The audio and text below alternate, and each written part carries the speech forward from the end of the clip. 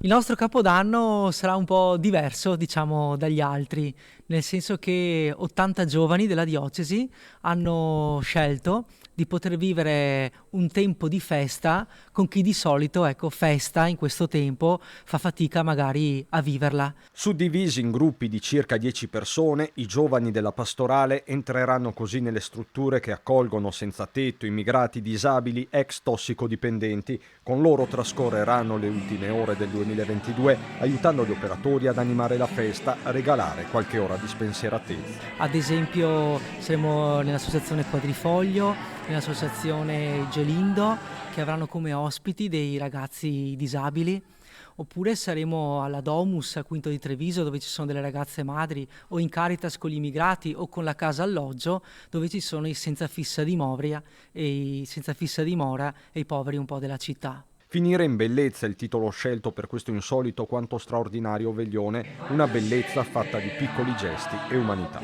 Sarà un veglione diverso, però ricco, perché quando si va a incontrare queste persone ci si accorge di colpo che il regalo di fatto non siamo noi, ma sono loro per la nostra vita.